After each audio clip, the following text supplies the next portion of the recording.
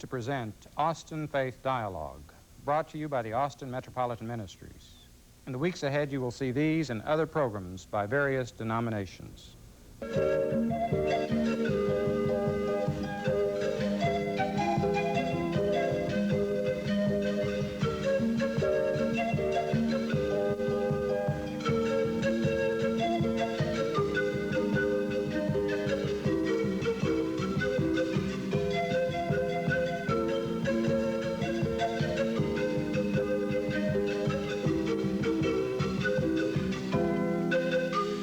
Austin Faith Dialogue, a public affairs series at the crossroads of religion and life.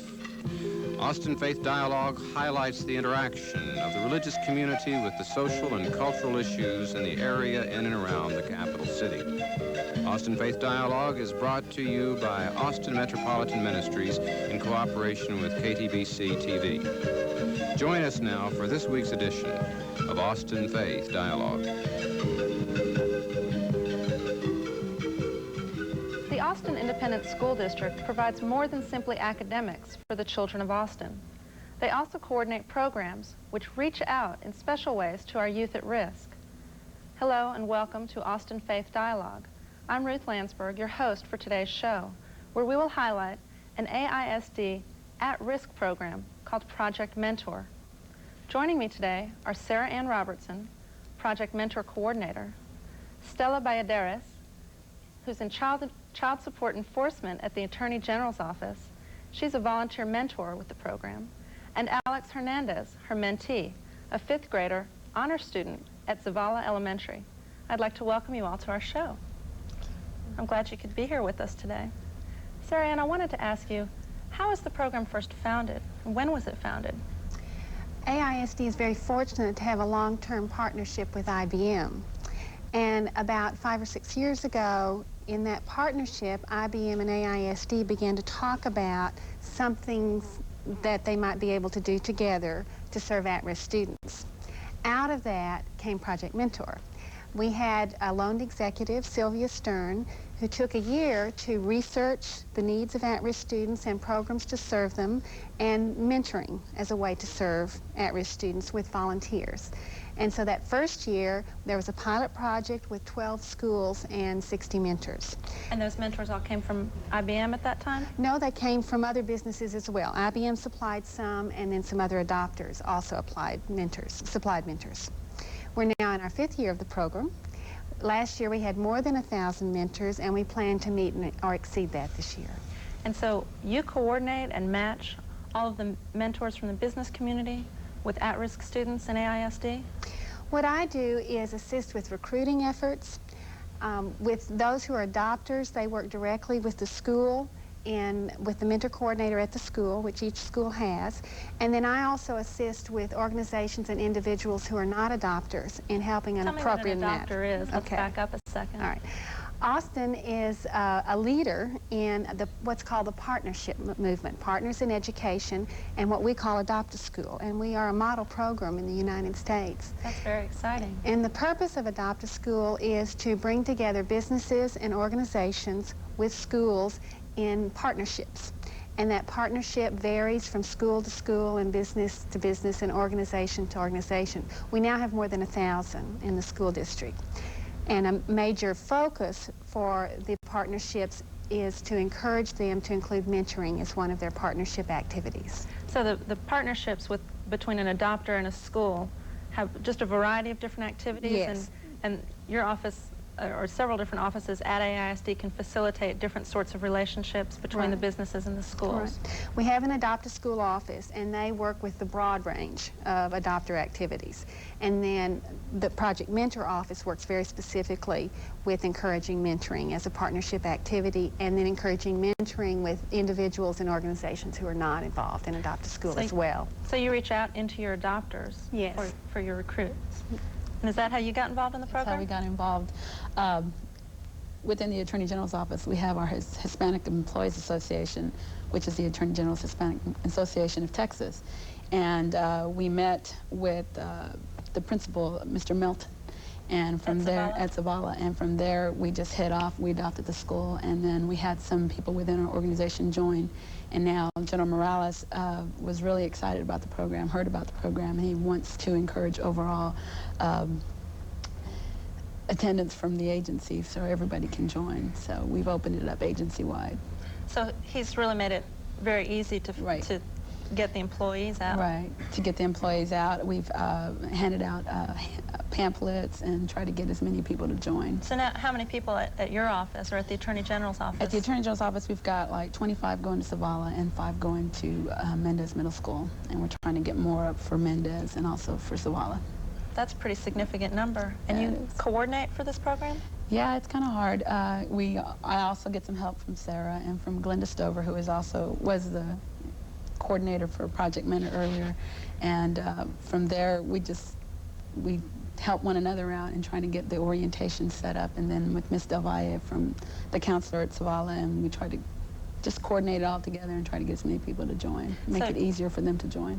So all 25 of your office mates, they go over and they mentor different students? Different students, different times, at least 1 hour a week.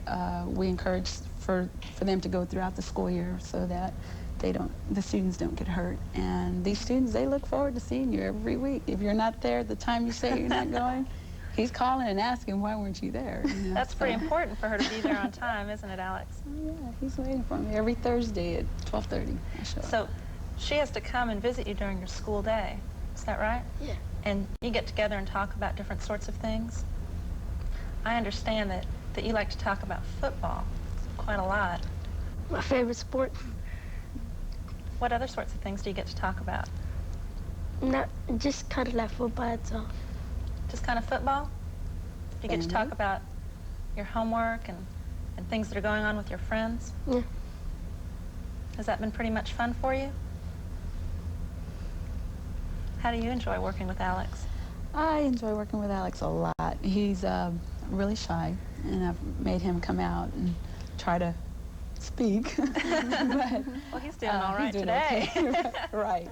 And he's really gone from an A and B student to now the honor roll student, and we try to make some goals for ourselves. He was a Zavala important person, which is very important at the school, and he had all these special activities that he can go into, and we're So pretty you proud set of goals that. with your students? So, well, we have to.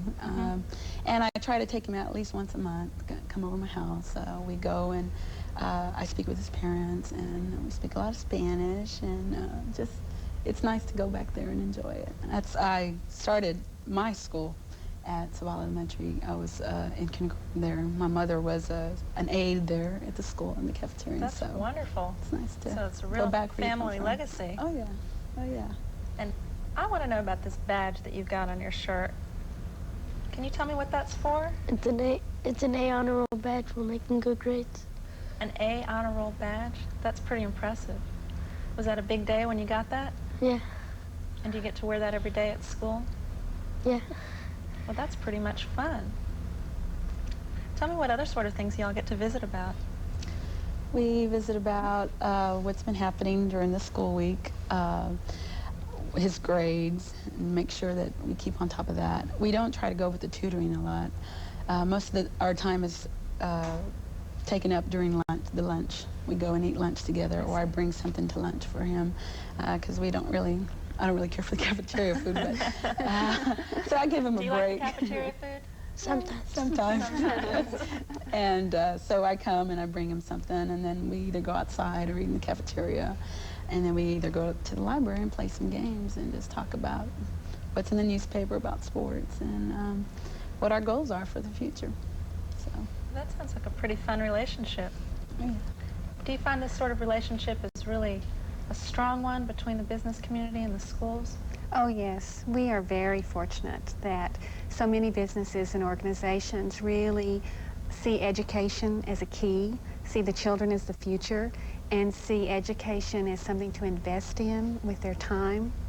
And so it's made a big difference in AISD. And it is probably a pretty big investment for business or for a person who's in business to leave in the middle of the day. It really can't underestimate how that can switch someone's schedule around. Right. We try to work with that. A lot of schools try to work with the mentoring during the lunch hour so that the employee can use their lunch hour for that, and so then you have just some extra time then for travel, okay? And for breakfast on the way to work is another thing that some people do. So we really try to work with the employee's schedule and what the business needs are in terms of employee relief time.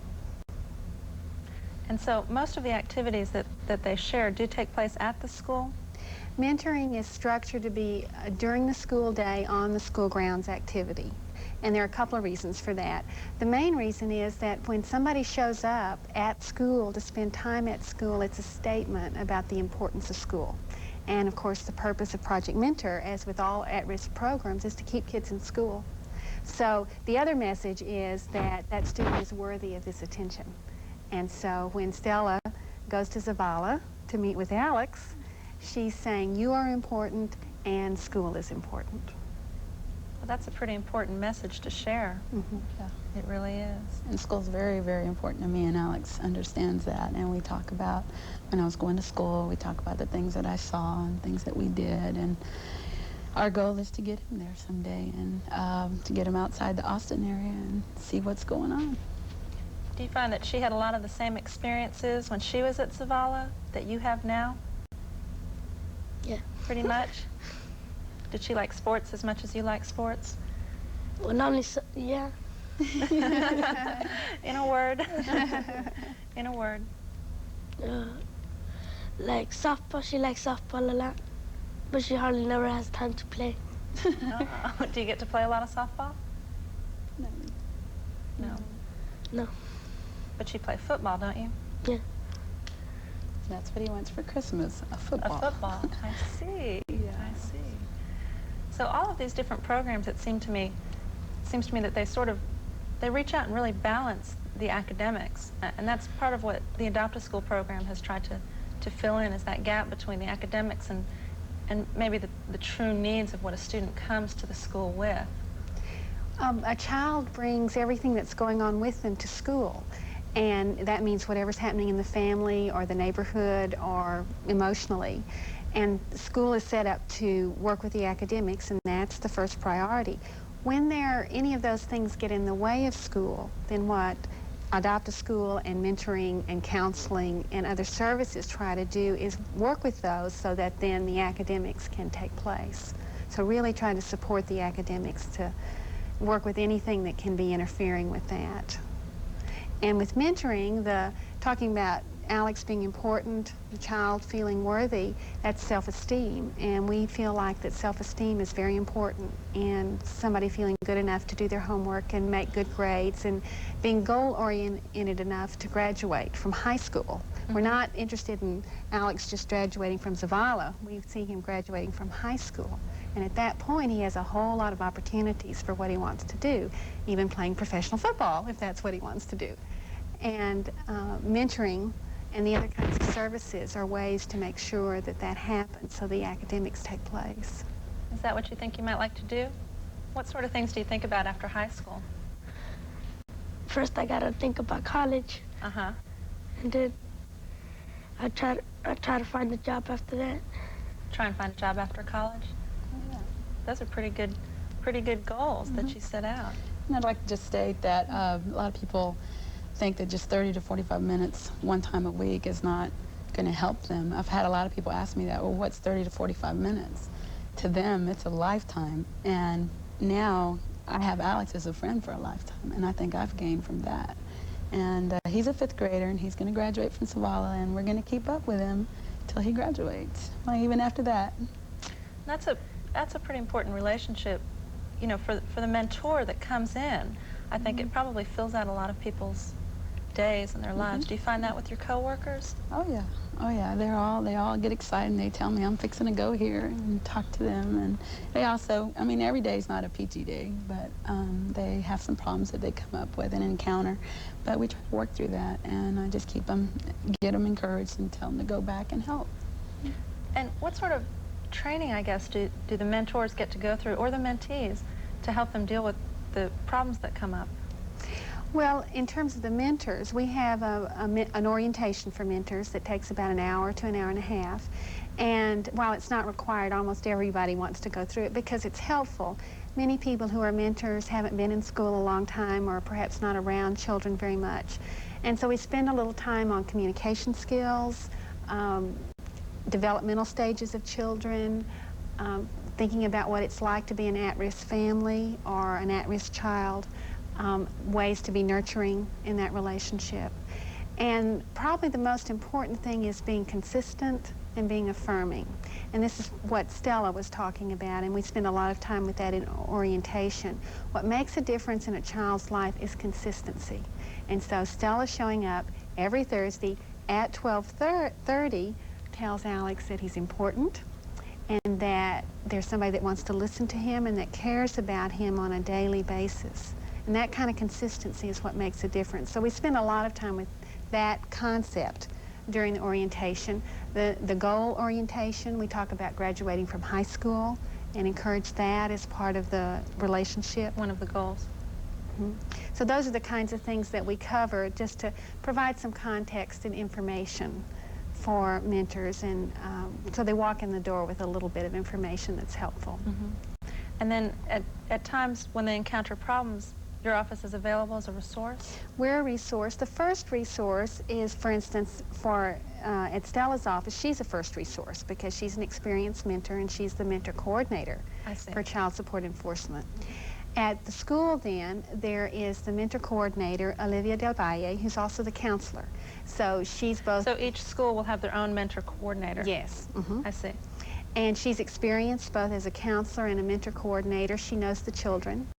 And so a mentor can go with her with questions or concerns, and she can work with them and perhaps refer to teachers or whatever. We very much encourage mentors to not get frustrated as soon as there are concerns, to give it a try. You know, everybody doesn't have a good week, but after a couple of times, if things don't seem to be working out or seem to be confused, then go right to the mentor coordinator, who's their resource person. And then our central office, my office, is a backup resource for everybody. So really everybody has a lot to lean on. Yes. And yes. You mentioned frustration, and I'm curious, what is it about this sort of relationship that can be really frustrating? Sometimes they just kind of shut up on you and just cease talking, and you have to keep trying, and you have to keep trying, ask them what's going on, get down to the root of it.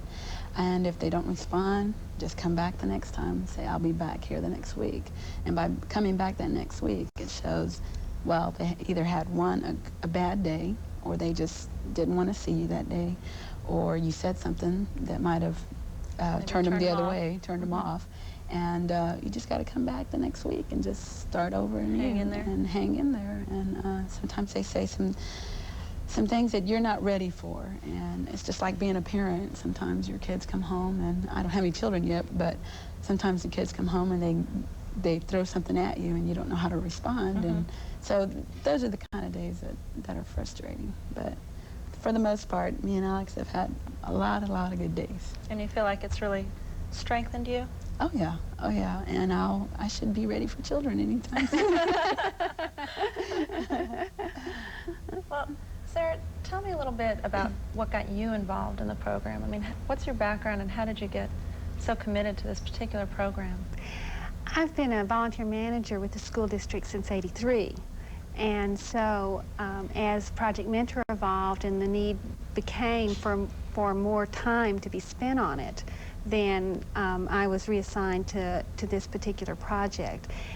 Anyone who's worked with volunteers knows that it's time intensive and people intensive. So there really needs to be the time, and Stella's nodding over there about the Attorney General's office.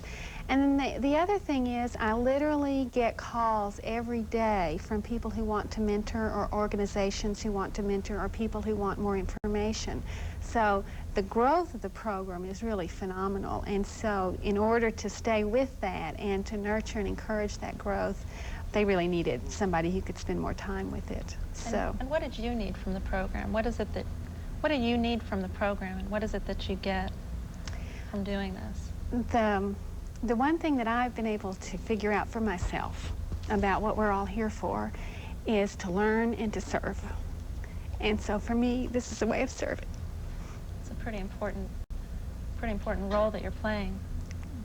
Working with children is a pretty special thing to do. Oh, yeah. And walking that school, it just kind of brings you back. Mm-hmm.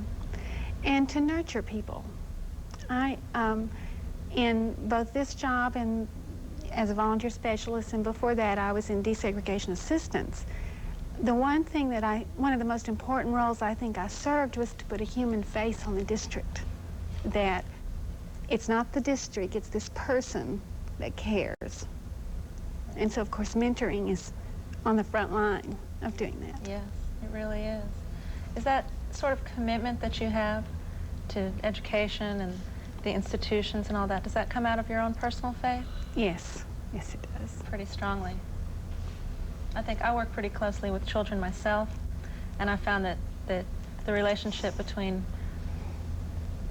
my faith and what being Jewish has taught me about how you need to relate to each other and what you need to do to make a just society is real important day to day when I work with kids. It's really something special. Mm-hmm. Is that something special for you too? Oh, yeah. Our faith is very strong, and my upbringing, my mother was the primary factor in my life, and through her, I mean, we've achieved many things, and that's what I want to put into Alex, and hopefully he'll achieve as much as he can. It's pretty strong motivation. Mm-hmm. What do you say, Alex?